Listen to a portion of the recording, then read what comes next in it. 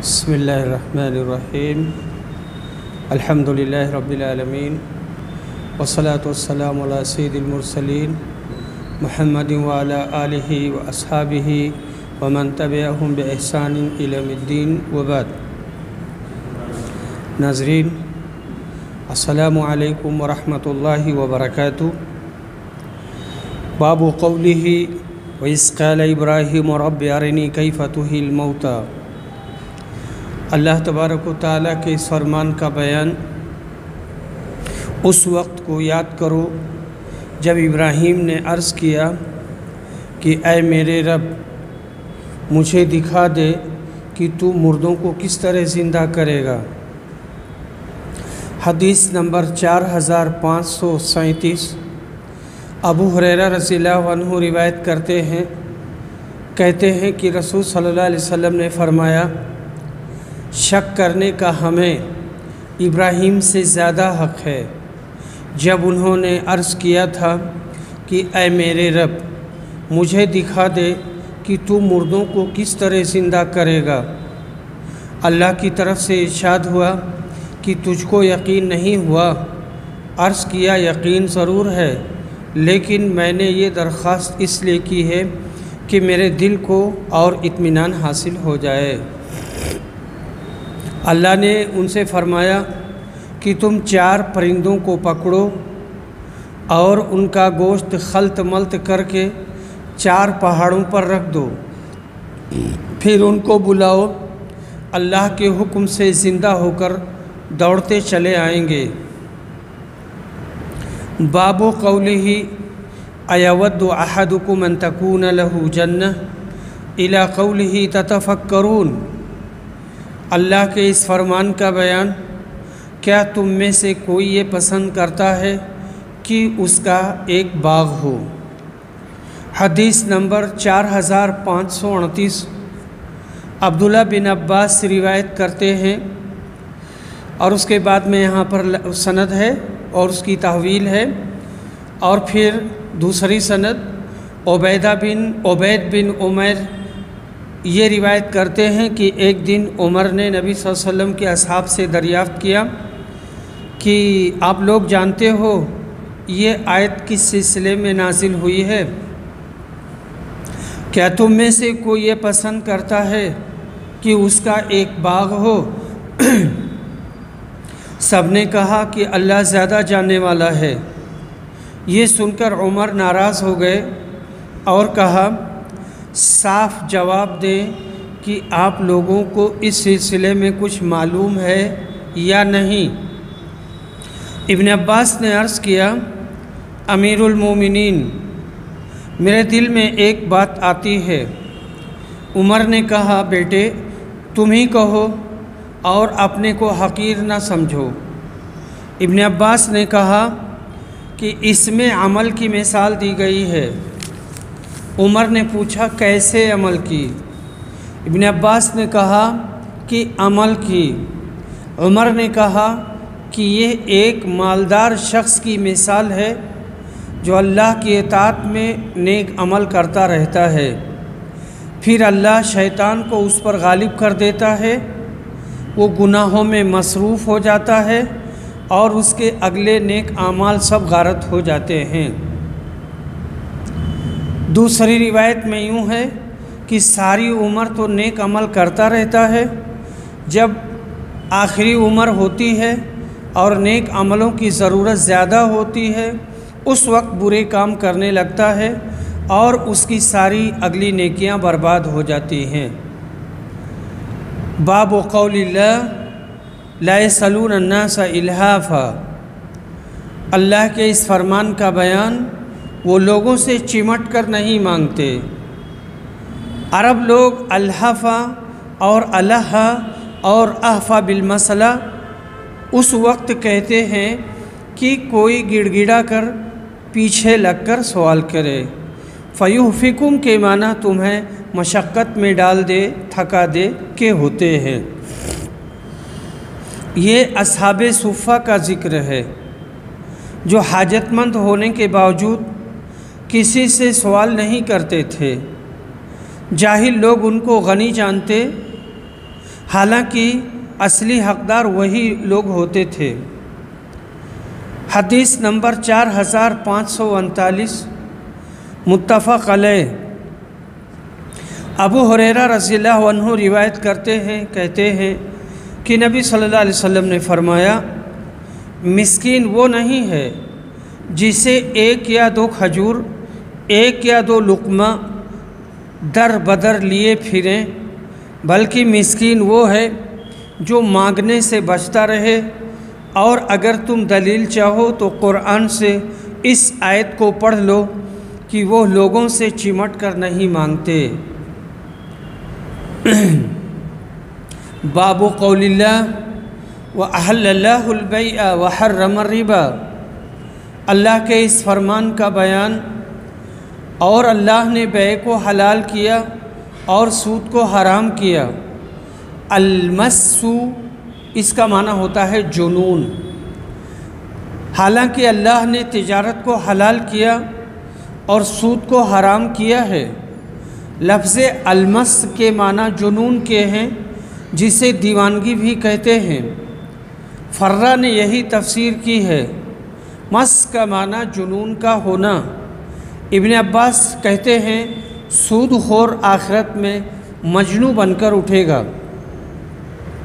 حدیث نمبر 4540 عائشہ رضی اللہ عنہ روایت کرتی ہیں کہ جب سود کے سلسلے میں سورہ بقرہ کی آخری آیتیں اتری تو رسول صلی اللہ علیہ وسلم نے انہیں پڑھ کر لوگوں کو سنایا، اور اس کے بعد شراب کی تجارت حرام کر دی گئی اور حرام قرار پائی۔ یہ آیت ان لوگوں کی تردید میں نازل ہوئی جنہوں نے کہا کہ سود بھی ایک طرح کی تجارت ہے، پھر یہ حرام کیوں ہو گیا؟ اس پر اللہ نے یہ آیت نازل کی اور بتلایا کہ تجارتی نفع حلال ہے اور سودی نفع حرام ہے۔ سود خوروں کا حال یہ ہوگا کہ وہ محشر میں دیوانوں کی طرح سے کھڑے ہوں گے اور خون کی نہر میں ان کو غوطے دیے جائیں گے۔ باب قولہ یمحق اللہ الربا، اللہ کے اس فرمان کا بیان، اللہ سود کو مٹاتا ہے، یمحق دور کر دیتا ہے، مٹا دیتا ہے۔ لفظ یمحق بمعنی یذہب کے ہے، مٹا دیتا ہے اور دور کر دیتا ہے۔ حدیث نمبر 4541 عائشہ رضی اللہ عنہ روایت کرتی ہیں کہ جب سورہ بقرہ کی آخری آیتیں اتری تو رسول صلی اللہ علیہ وسلم باہر تشریف لائے اور مسجد میں پڑھ کر سنایا۔ اس کے بعد شراب کی تجارت حرام کر دی گئی۔ سودی مال بظاہر بڑھتا نظر آتا ہے، مگر انجام کے لحاظ سے وہ ایک دن تلف ہو جاتا ہے۔ ہاں، صدقہ و خیرات ثواب کے لحاظ سے بڑھنے والی چیزیں ہیں۔ سود خور قوموں کو بظاہر عروج ملتا ہے، یعنی جو سود خور قوم ہے، مگر انجام سے ان کی نسلیں ترقی نہیں کرتی ہیں۔ سود بیاج اسلام میں بدترین جرم قرار دیا گیا ہے۔ اس کے مقابلہ پر قرض حسنہ ہے جس کے بہت سے فضائل ہیں۔ باب قولہ فَإِن لَّمْ تَفْعَلُوا فَأْذَنُوا بِحَرْبٍ مِّنَ اللَّهِ وَرَسُولِهِ، اللہ کا یہ فرمان، اگر تم نے ایسا نہ کیا تو اللہ اور اس کے رسول سے بڑی جنگ کا اعلان سن لو۔ فَأْذَنُوا فَعْلَمُوا کے معنی میں ہے جان لو، آگاہ ہو جاؤ۔ اگر یہ سن کر بھی سود سے باز نہیں آئے تو خبردار اللہ اور اس کے رسول کے ساتھ جنگ کے لیے تیار رہو۔ یہ اس وقت ہے جب فَأْذَنُوا کی ذال پر فتحہ پڑھا جائے، بعض نے ذال کا کسرہ بھی پڑھا، اس وقت یہ معنی ہوں گے کہ لوگوں کو آگاہ کر دو۔ حدیث نمبر 4542 عائشہ رضی اللہ عنہا روایت کرتی ہیں کہ جب سورہ بقرہ کی آخری آیتیں نازل ہوئیں تو رسول صلی اللہ علیہ وسلم نے انہیں مسجد میں پڑھ کر سنایا اور شراب کی تجارت حرام قرار دی گئی۔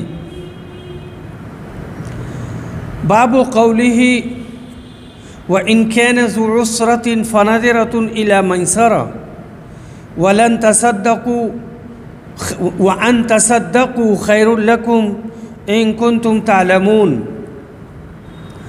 اگر مقروض تنگ دست ہے تو اس کے لیے آسانی مہیا ہونے تک مہلت دینا بہتر ہے، اور اگر تم اس کا قرض معافی کر دو تو تمہارے حق میں یہ اور بہتر ہے اگر تم علم رکھتے ہو۔ قرض خواہوں کو ہدایت کی گئی کہ وہ مقروض کے حال کے مطابق معاملہ کریں تو یہ ان کے لیے بہتر ہے۔ پہلے زمانہ میں ایک شخص محض اس نیکی کی وجہ سے بخشا گیا کہ وہ اپنے مقروض لوگوں پر سختی نہیں کرتا تھا بلکہ معاف بھی کر دیا کرتا تھا۔ اللہ تعالیٰ نے اس کو بھی معاف کر دیا، مگر آج کے مادی دور میں ایسی مثالیں محال ہیں، جبکہ اکثریت نے دولت ہی کو اپنا اللہ سمجھ لیا ہے۔ آج اکثر دولت مندوں کا یہ حال ہے کہ وہ کسی غریب کے ساتھ ایک پیسے کی رعایت کے لیے تیار نہیں ہوتے۔ حدیث نمبر 4543 عائشہ رضی اللہ عنہا روایت کرتی ہیں کہ جب سورہ بقرہ کی آخری آیات نازل ہوئیں تو رسول اللہ صلی اللہ علیہ وسلم کھڑے ہوئے اور ہمیں پڑھ کر سنایا، پھر شراب کی تجارت حرام قرار دی گئی۔ باب قولہ واتقوا یوما ترجعون فیہ الی اللہ، اللہ کے اس فرمان کا بیان، اور اس دن سے ڈرتے رہو جس دن تم سب کو اللہ کی طرف واپس جانا ہے۔ حدیث نمبر 4544 ابن عباس رضی اللہ عنہما روایت کرتے ہیں کہ آخری آیت جو نبی اکرم پر نازل ہوئی وہ سود کی آیت تھی۔ باب قولہ وَإِن تُبْدُوا مَا فِي أَنفُسِكُمْ أَوْ تُخْفُوهُ يُحَاسِبْكُم بِهِ اللَّهُ فَيَغْفِرُ لِمَن يَشَاءُ وَيُعَذِّبُ مَن يَشَاءُ وَاللَّهُ عَلَى كُلِّ شَيْءٍ قَدِيرٌ۔ اور جو خیال تمہارے دلوں کے اندر چھپا ہوا ہے اگر تم اس کو ظاہر کر دو یا اسے چھپائے رکھو، ہر حال میں اللہ اس کا حساب تم سے لے لے گا، پھر جسے چاہے گا بخش دے گا اور جسے چاہے عذاب کرے گا، اور اللہ ہر چیز پر قدرت رکھنے والا ہے۔ حدیث نمبر 4545 مروان اصفر نبی صلی اللہ علیہ وسلم کے ایک صحابی سے روایت کرتے ہیں، اور وہ صحابی حضرت عبداللہ بن عمر ہیں، کہ اللہ کا یہ فرمان اور جو کچھ تمہارے نفسوں کے اندر ہے اگر تم ان کو ظاہر کرو یا چھپائے رکھو یہ آیت منسوخ ہے۔ امام احمد رحمہ اللہ نے مجاہد سے روایت کیا ہے کہ ابن عباس کے پاس گیا، حضرت ابن عمر نے یہ آیت وَإِن تُبْدُوا مَا فِي أَنفُسِكُمْ پڑھی اور رونے لگے۔ ابن عباس نے کہا کہ جب یہ آیت اتری تو صحابہ کرام کو بہت رنج ہوا اور کہنے لگے، اے اللہ کے رسول، ہم تو تباہ ہو گئے، کیونکہ دل ہمارے ہاتھ میں نہیں ہیں اور دلوں میں طرح طرح کے خیال آتے ہی رہتے ہیں۔ آپ نے فرمایا، کہو سمعنا و اطعنا، پھر لا یکلف اللہ نے اس کو منسوخ کر دیا، یعنی لا یکلف اللہ نفسا الا وسعہا، اس نے اس آیت کو منسوخ کر دیا व इन तुब्दू मा फ़ी अनफुसिकुम व तुख्फूहु युहासिबकुम बिहिल्लाह। बाबु क़ौलिही आमनर रसूलु बिमा उन्ज़िला इलैहि मिन रब्बी। अल्लाह के इस फरमान का बयान, पैगंबर ईमान लाए उस पर जो उन पर अल्लाह की तरफ से नाजिल हुआ।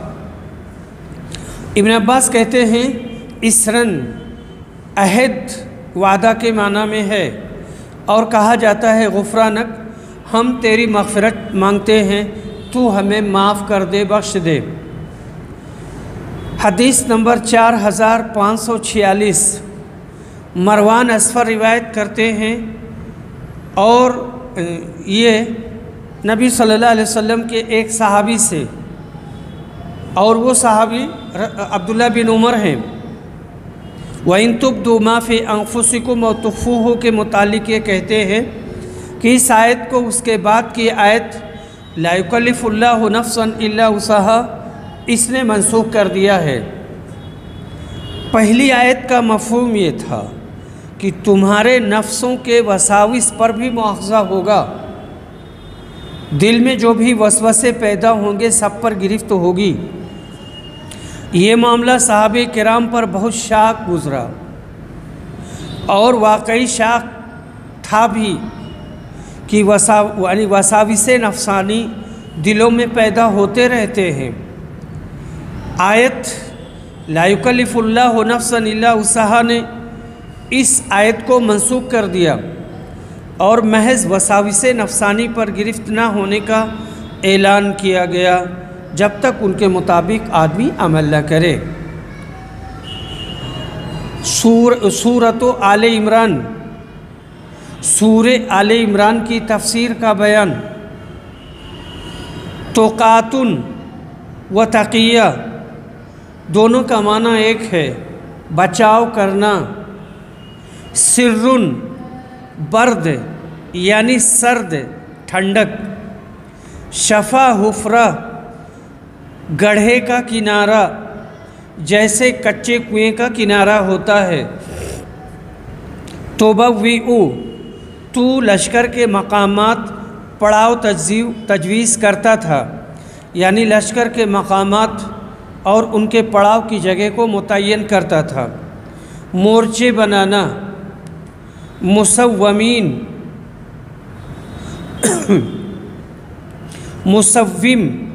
मुसव्वम कहते हैं, मुसव्विमीन मुसव्वम उसको कहते हैं जिस पर कोई निशानी हो। पश्म या और कोई निशानी। यहाँ पश्म जो है ना, बाल, रोवा और ऊन को कहते हैं। रिब्बीयून इसका वाहिद रिब्बी है, अल्लाह वाला। तहुस्सूनहुम उनको कत्ल करके जड़ पेड़ से उखाड़ते हो। गुज़्ज़ा गाज़ी की जमा है, यानी जिहाद करने वाला। सनक्तुब हमको याद रहेगा। नुज़ुला सवाब के हैं, नुज़ुल के माने सवाब। और कहते हैं कि ये भी हो सकता है कि लफ्ज़ नुज़ुल इसमें मफ़ूल के माना में हो, यानी अल्लाह की तरफ से उतारा गया। जैसे कहते हैं अंज़लतुहु मैंने उसको उतारा। वल खैलुल मुसव्वमा मोटे मोटे अच्छे अच्छे घोड़े। और सईद बिन जुबैर ने कहा हसूरा उस शख्स को कहते हैं जो औरतों की तरफ मुतलक माइल ना हो। इक्रिमा ने कहा मिन फौरिहिम का माना बद्र के दिन गुस्से और जोश से। फौर जोश को कहते हैं। मुजाहिद ने कहा युखरिजु अलहय्य मिनल मय्यित, नुतफ़ा बेजान होता है, इससे जानदार पैदा होता है। अबकार सुबह सवेरे, अशी के माना सूरज ढलने से डूबने तक जो वक्त होता है उसे अशी कहते हैं। मैंने अबकार कह दिया, ये इबकार है, अलिफ के कसरा के साथ इबकार है। बाबुन मिन्हु आयातुम मुहकमात, अल्लाह ताला के इस फरमान का बयान, बाज़ उसमें मुहकम आयतें हैं और बाज़ मुतशाबे हैं। मुजाहिद ने कहा मुहकमात से हलाल व हराम की आयतें मुराद हैं, व ओखर व मुतशाबिहात का मतलब ये है कि दूसरी आयतें जो एक दूसरे से मिलती जुलती हैं, एक की एक तस्दीक करती है, जैसे ये आयात हैं वमा युदिल्लु बिही इल्लल फासिकीन और वयजअलुर रिज्सा अलल्लज़ीना ला याक़िलून और वल्लज़ीना इहतदौ ज़ादहुम हुदा। इन तीनों आयतों में किसी हलाल व हराम का बयान नहीं है, तो ये मुतशाबे हैं। ज़ैग़ का माना शक, इब्तिगाउल फितना कहते हैं, फितना से मुराद मुतशाबिहात की पैरवी करना और उनके पीछे पड़ना, इनके मतलब का खोज निकालना और खोज करना। वर्रासिखून, जो लोग पुख्ता इल्म वाले हैं, वो कहते हैं कि हम इस पर ईमान ले आए, ये सब हमारे रब की तरफ से हैं। हदीस नंबर 4547, आयशा रदियल्लाहु अन्हा रिवायत करती हैं कि रसूल सल्लल्लाहु अलैहि वसल्लम ने इस आयत की तिलावत की, हुवल्लज़ी अंज़ल अलैकल किताब, वही अल्लाह है जिसने तुझ पर किताब उतारी है, इसमें मुहकम आयतें हैं और वही किताब का असल दारो मदार हैं, और दूसरी आयतें मुतशाबे हैं। सो वो लोग जिनके दिलों में कजी है, वो इसके उसी हिस्से के पीछे लग जाते हैं जो मुतशाबे हैं, फितने की तलाश में और उसकी गलत तावील की तलाश में। आखिरी आयत उलुल अलबाब तक।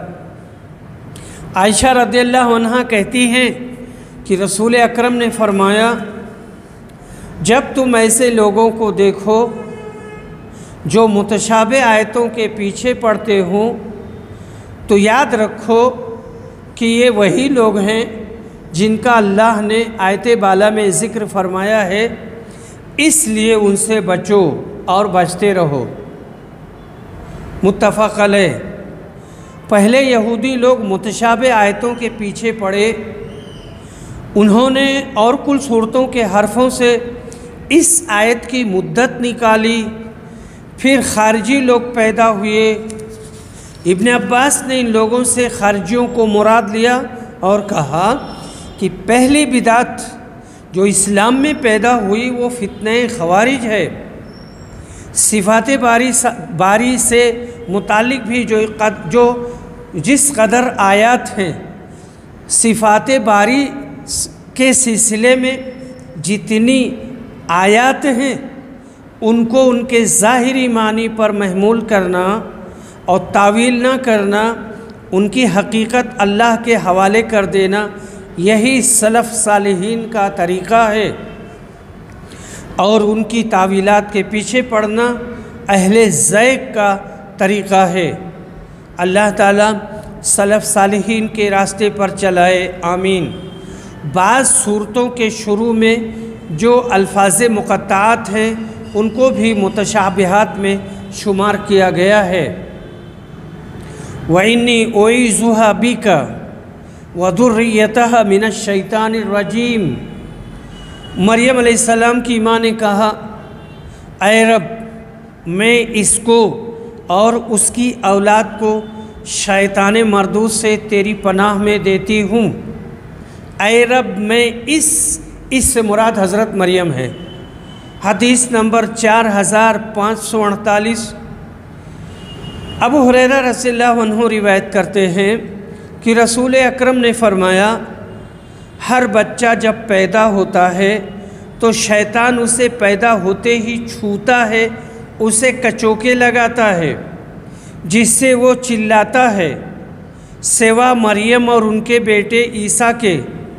फिर अबू हुरैरा ने कहा کہ اگر تمہارا جی چاہے تو یہ آیت پڑھ لو، انی اعیذھا بک وذریتھا من الشیطان الرجیم۔ یہ کلمہ حضرت مریم کی ماں نے کہا تھا، اللہ نے ان کی دعا قبول کی اور مریم اور عیسیٰ کو شیطان کے ہاتھ لگانے سے بچا لیا۔ باب قولہ ان الذین یشترون بعہد اللہ وایمانہم ثمنا قلیلا اولئک لا خلاق لہم۔ اللہ کے اس فرمان کا بیان، بے شک جو لوگ اللہ کے عہد اور اپنی قسموں کو تھوڑی قیمت پر بیچ ڈالتے ہیں، یہ وہی لوگ ہیں جن کے لیے آخرت میں کوئی بھلائی نہیں ہے اور ان کو دکھ کا عذاب ہوگا، علیم مولم، تکلیف دینے والا، دکھ دینے والا۔ علیم بروزن فعیل، مفعل، یہ کلام عرب میں کم استعمال ہوتا ہے۔ حضرت عبداللہ بن مسعود روایت کرتے ہیں اور یہ حدیث 4549 4550 ہے۔ عبداللہ بن مسعود رضی اللہ عنہ روایت کرتے ہیں کہ رسول صلی اللہ علیہ وسلم نے فرمایا، جس شخص نے اس لیے قسم کھائی کہ کسی مسلمان کا جھوٹ بول کر مال لے لے، بے ایمانی کر لے، تو جب وہ اللہ سے ملے گا اللہ تعالیٰ اس پر نہایت غصہ ہوگا۔ پھر اللہ تعالیٰ نے آپ کے اس فرمان کی تصدیق میں یہ آیت اتاری، بے شک جو لوگ اللہ کے عہد اور اپنی قسموں کو تھوڑی قیمت پر بیچتے ہیں، یہ وہی لوگ ہیں جن کے لیے آخرت میں کوئی بھلائی نہیں ہے۔ اب اشعث بن قیس کندی کہتے ہیں، یہ تشریف لائے اور پوچھا، ابو عبد الرحمن نے آپ لوگوں سے کوئی حدیث بیان کی ہے؟ ہم نے کہا کہ ہاں، اس طرح سے حدیث بیان کی ہے۔ اشعث نے اس پر کہا کہ یہ آیت تو میرے ہی بارے میں نازل ہوئی تھی۔ میرے ایک چچا کے بیٹے کی زمین میں میرا ایک کنواں تھا، ہم دونوں کا اس کے بارے میں جھگڑا ہوا اور مقدمہ نبی اکرم کی خدمت میں پیش ہوا تو آپ نے فرمایا تھا، گواہ پیش کر، یعنی تو گواہ پیش کر یا پھر اس کی قسم پر فیصلہ ہوگا۔ میں نے کہا، پھر تو اللہ کے رسول وہ جھوٹی قسم کھا لے گا۔ آپ نے فرمایا، جو شخص جھوٹی قسم اس لیے کھائے کہ اس کے ذریعہ کسی مسلمان کا مال لے لے اور اس کی نیت بری ہو، تو وہ اللہ سے اس حالت میں ملے گا کہ اس پر اللہ تعالیٰ بہت غصہ ہوگا۔ ایک روایت میں یوں ہے کہ اشعث اور ایک یہودی میں زمین کی تکرار تھی۔ عبداللہ بن ابی اوفا نے کہا، یہ آیت اس شخص کے بارے میں اتری جس نے بازار میں ایک مال رکھ کر جھوٹی قسم کھا کر یہ بیان کیا کہ اس مال کا اس کو اتنا دام مل رہا تھا، لیکن اس نے نہیں دیا۔ آیت عام ہے، اب بھی اس کا حکم باقی ہے۔ کتنے لوگ جھوٹی قسمیں کھا کھا کر ناجائز پیسہ حاصل کرتے ہیں، کتنے لوگ جھوٹے مقدمات میں کامیابی حاصل کر لیتے ہیں، یہ سب اس آیت کے مصداق ہیں۔ حدیث نمبر 4551، عبداللہ بن ابی اوفا روایت کرتے ہیں کہ ایک شخص نے بازار میں سامان بیچتے ہوئے قسم کھا لی کہ فلاں شخص اس سامان کا اتنا روپیہ دے رہا تھا، حالانکہ کسی نے اتنی قیمت نہیں لگائی تھی، بلکہ اس کا مقصد یہ تھا کہ اس طرح کسی مسلمان کو وہ دھوکہ دے کر اسے ٹھگ لے۔ تو اس پر یہ آیت نازل ہوئی کہ بے شک جو لوگ اللہ کے عہد اور اپنی قسموں کو تھوڑی قیمت پر بیچتے ہیں۔ حدیث نمبر 4552، ابن ابی ملیکہ روایت کرتے ہیں کہ دو عورتیں کسی گھر یا حجرہ میں بیٹھ کر موزے بنایا کرتی تھیں۔ ان میں سے ایک عورت باہر نکلی، اس کے ہاتھ میں موزے سینے کا सोवा चुभो दिया गया था, यानी जो सुई होती है जिससे मोज़ा बनाया जाता है। उसने दूसरी औरत पर दावा किया। ये मुक़दमा इब्न अब्बास के पास आया तो उन्होंने कहा कि रसूल सल्लल्लाहु अलैहि वसल्लम ने फरमाया था कि अगर सिर्फ दावा की वजह से लोगों का मुतालबा मान लिया जाने लगे तो बहुत सौ का खून और माल बर्बाद हो जाएगा। जब गवाह नहीं तो दूसरी औरत को जिस पर ये इल्ज़ाम है अल्लाह से डराओ और उसके सामने ये आयत पढ़ो, इन्नल्लज़ीना यश्तरून बिअहदिल्लाह। चुनांचे जब लोगों ने उसे अल्लाह से डराया तो उसने इकरार कर लिया। इब्न अब्बास ने कहा कि रसूल अकरम ने फरमाया है, कसम मुद्दा अलैह पर है, अगर वो झूठी कसम खाकर किसी का माल हड़प करेगा तो उसको इस वईद का मिसदाक करार दिया जाएगा जो आयत में बयान की गई है। अगर वो झूठी कसम खाकर किसी का माल हड़प करेगा तो उसको इस वईद का मिसदाक करार दिया जाएगा और अल्लाह ताला के यहाँ उसे अज़ाब होगा।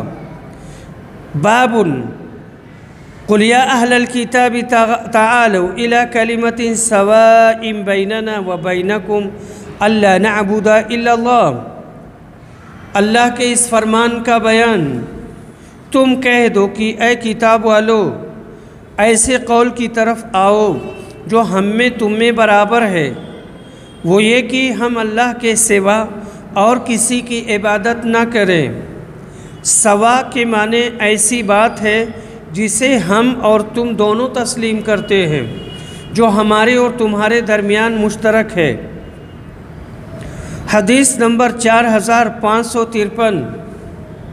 अब्दुल्ला बिन अब्बास रिवायत करते हैं, कहते हैं कि मुझसे अबू सुफियान ने मुँह दर मुँह बयान किया, यानी आमने सामने।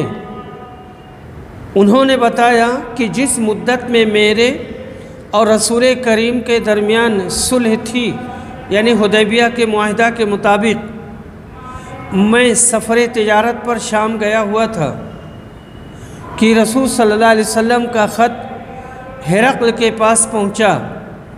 उन्होंने बयान किया कि दहिया कल्बी वो ख़त लाए थे और अज़ीम बुसरा के हवाले कर दिया था और हिरक़्ल के पास उसी से पहुंचा था।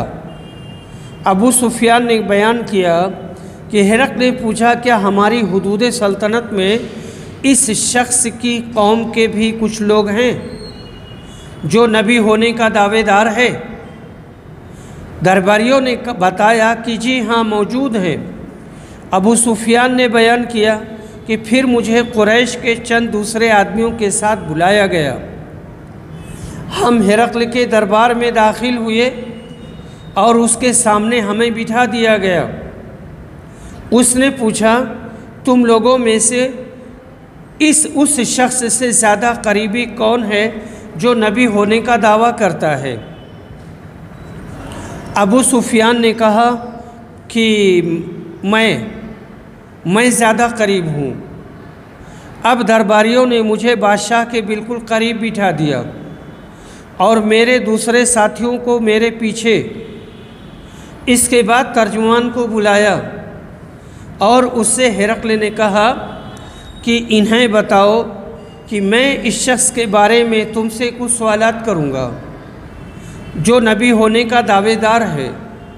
अगर ये यानी अबू सुफियान झूठ बोले तो तुम उसका झूठ जाहिर कर देना। अबू सुफियान का बयान है कि अल्लाह की कसम, अगर मुझे इसका खौफ ना होता कि मेरे साथी कहें मेरे मुतालिक झूठ बोलना नकल करें तो मैं ज़रूर झूठ बोल देता। नबी सल्लल्लाहु अलैहि वसल्लम के बारे में फिर हिरक़्ल ने अपने तर्जुमान से कहा कि इससे पूछो कि जिसने नबी होने का दावा किया है वो अपने नसब में कैसा है। अबू सुफियान ने बतलाया कि उनका नसब हम में बहुत ही इज़्ज़त वाला है और सबसे अच्छा है। उसने पूछा, क्या इनके बाप दादा में कोई बादशाह भी हुआ है? بیان کیا کہ میں نے کہا نہیں۔ اس نے پوچھا تم نے دعوی نبوت سے پہلے کبھی ان پر جھوٹ کی تہمت لگائی تھی؟ میں نے کہا نہیں۔ پوچھا ان کی پیروی معزز لوگ زیادہ کرتے ہیں یا کمزور؟ میں نے کہا کہ قوم کے کمزور لوگ زیادہ ہیں۔ اس نے پوچھا ان کے ماننے والوں میں زیادتی ہوتی رہتی ہے یا کمی؟ میں نے کہا کہ نہیں بلکہ زیادتی ہوتی رہتی ہے۔ پوچھا کبھی ایسا بھی کوئی واقعہ پیش آیا ہے کہ کوئی شخص ان کے دین کو قبول کرنے کے بعد پھر ان سے بدگمان ہو کر ان سے پھر گیا ہو؟ میں نے کہا ایسا کبھی نہیں ہوا۔ اس نے پوچھا تم نے کبھی ان سے جنگ کی ہے؟ میں نے کہا کہ ہاں۔ اس نے پوچھا تمہاری ان کے ساتھ جنگ کا نتیجہ کیا رہا؟ میں نے کہا کہ ہماری جنگ کی مثال ایک ڈول کی ہے کہ کبھی ان کے ہاتھ میں اور کبھی ہمارے ہاتھ میں، کبھی ہم جیتے کبھی وہ جیتے۔ اس نے پوچھا کبھی انہوں نے تمہارے ساتھ کوئی دھوکہ بھی کیا ہے؟ میں نے کہا کہ اب تک تو نہیں کیا، لیکن آج کل ہمارا ان سے معاہدہ چل رہا ہے، نہیں کہا جا سکتا کہ اس میں ان کا طرز عمل کیا رہے گا۔ ابو سفیان بیان کرتے ہیں کہ اللہ کی قسم اس جملہ کے سوا اور کوئی بات میں اس پوری گفتگو میں اپنی طرف سے نہیں ملا سکا۔ حالانکہ ابو سفیان بہت بہتر طریقے سے جانتے تھے کہ نبی صلی اللہ علیہ وسلم نہ وعدہ توڑتے ہیں نہ بے وفائی کرتے ہیں۔ پھر اس نے پوچھا اس سے پہلے بھی یہ دعویٰ تمہارے یہاں کسی نے کیا تھا؟ میں نے کہا نہیں۔ اس کے بعد ہرقل نے اپنے ترجمان سے کہا اس سے کہو کہ میں نے تم سے نبی کے نسب کے بارے میں پوچھا تو تم نے بتایا کہ وہ تم لوگوں میں باعزت اور اونچے نسب کے سمجھے جاتے ہیں۔ انبیاء کا بھی یہی حال ہے، ان کی بعثت ہمیشہ قوم کے صاحب حسب و نسب خاندان میں ہوتی ہے۔ اور میں نے تم سے پوچھا تھا کہ کیا کوئی ان کے باپ داداؤں میں بادشاہ گزرا ہے تو تم نے اس کا انکار کیا۔ میں اس سے اس فیصلہ پر پہنچا کہ اگر ان کے باپ داداؤں میں کوئی بادشاہ گزرا ہوتا تو ممکن تھا کہ وہ اپنی خاندانی سلطنت کو اس طرح واپس لینا چاہتے ہوں اور میں نے تم سے ان کا اتباع کرنے والوں کے متعلق پوچھا کہ ان کا اتباع کون لوگ کرتے ہیں، کمزور ہیں یا اشراف؟ تو تم نے بتایا کہ کمزور لوگ ان کی پیروی کرتے ہیں۔ یہی طبقہ ہمیشہ انبیاء کا اتباع کرتا ہے۔ اور میں نے تم سے پوچھا تھا کہ کیا تم نے دعوی نبوت سے پہلے ان پر جھوٹ کا کبھی شبہ کیا تھا تو تم نے اس کا بھی انکار کر دیا۔ میں نے اس سے یہ سمجھا کہ جس شخص نے لوگوں کے معاملہ میں کبھی جھوٹ نہ بولا ہو وہ اللہ کے معاملے میں کس طرح جھوٹ بول دے گا۔ اور میں نے تم سے پوچھا تھا کہ ان کے دین کو قبول کرنے کے بعد پھر ان سے بدگمان ہو کر کوئی شخص ان کے دین سے کبھی الگ ہو جاتا ہے، مرتد ہو جاتا ہے، تو تم نے اس کا بھی انکار کیا۔ ایمان کا یہی اثر ہوتا ہے جب وہ دل کی گہرائیوں میں اتر جائے۔ میں نے تم سے پوچھا تھا کہ ان کے ماننے والوں کی تعداد بڑھتی رہتی ہے یا کم ہوتی ہے تو تم نے بتایا کہ ان میں اضافہ ہی ہوتا رہتا ہے۔ ایمان کا یہی معاملہ ہے یہاں تک کہ وہ کمال تک پہنچ جائے۔ میں نے تم سے پوچھا تھا کہ کیا تم نے کبھی ان سے جنگ بھی کی ہے تو تم نے بتایا کہ جنگ کی ہے اور تمہارے درمیان لڑائی کا نتیجہ ایسا رہا ہے کہ کبھی تمہارے حق میں اور کبھی ان کے حق میں۔ انبیاء کا بھی یہی معاملہ ہے، انہیں آزمائش میں ڈالا جاتا ہے اور آخر انجام انہی کے حق میں ہوتا ہے۔ اور میں نے تم سے پوچھا تھا کہ اس نے تمہارے ساتھ کبھی خلاف عہد بھی کیا ہے، یعنی اپنے وعدے کی مخالفت کی ہے، تو تم نے اس سے بھی انکار کیا۔ انبیاء کبھی عہد کے خلاف نہیں کرتے۔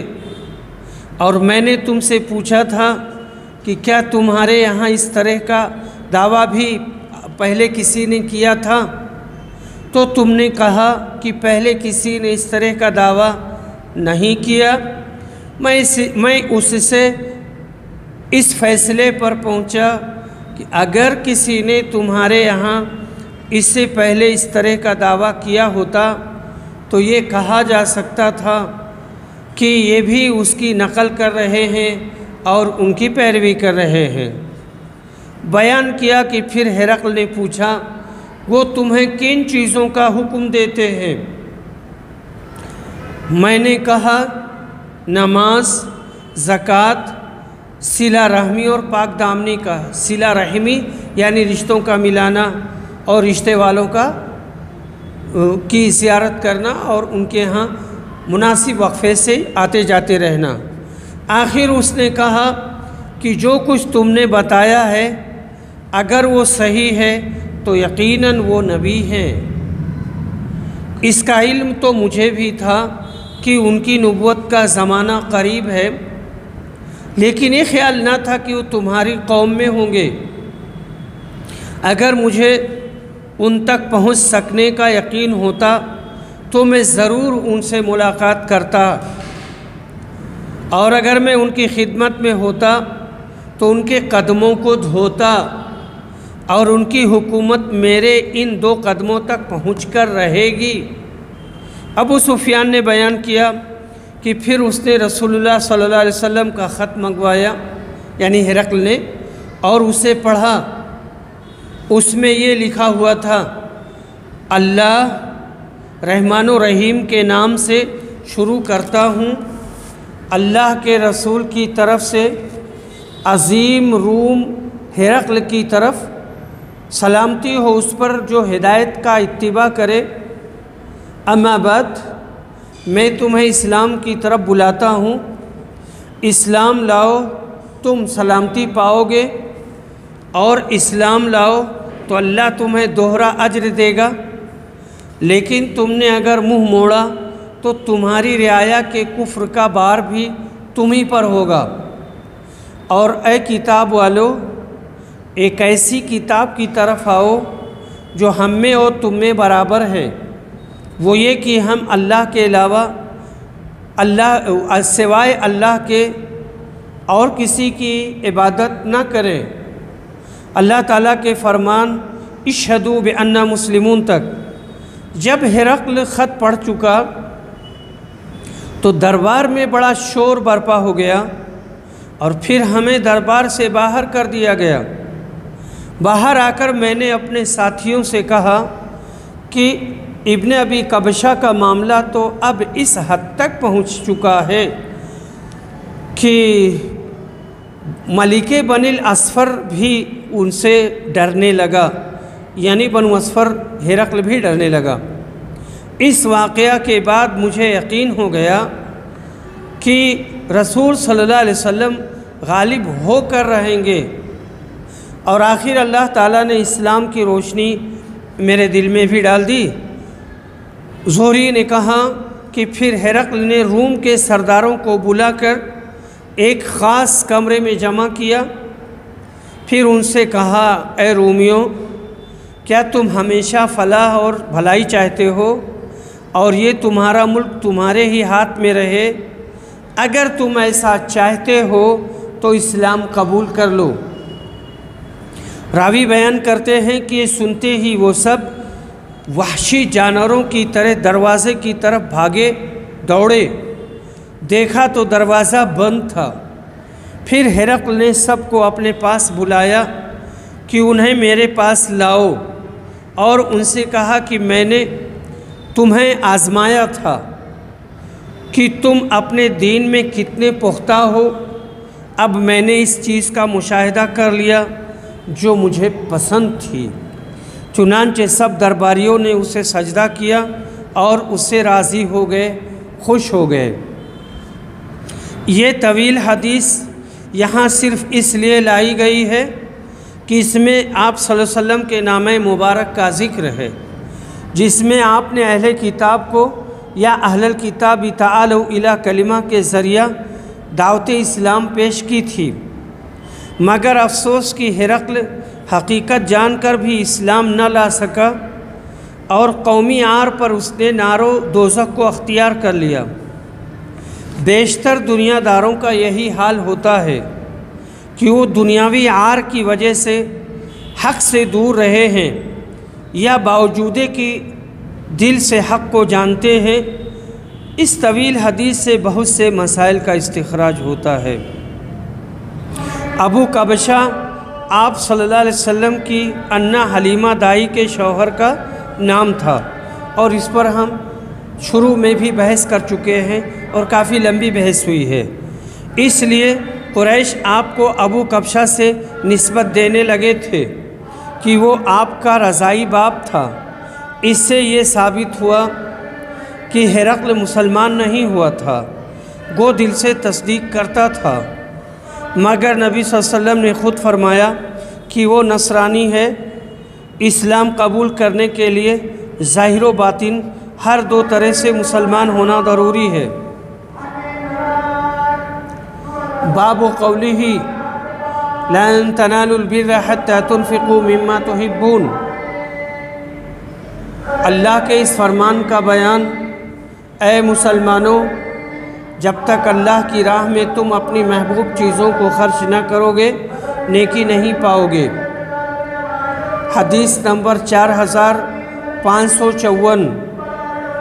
अनस बिन मालिक रज़ियल्लाहु अन्हु रिवायत करते हैं, कहते हैं कि मदीना में अबू तलहा के पास अंसार में सबसे ज़्यादा खजूरों के दरख्त थे और बैरोहा का बाग अपनी तमाम जायदाद में उन्हें सबसे ज़्यादा अजीज़ था।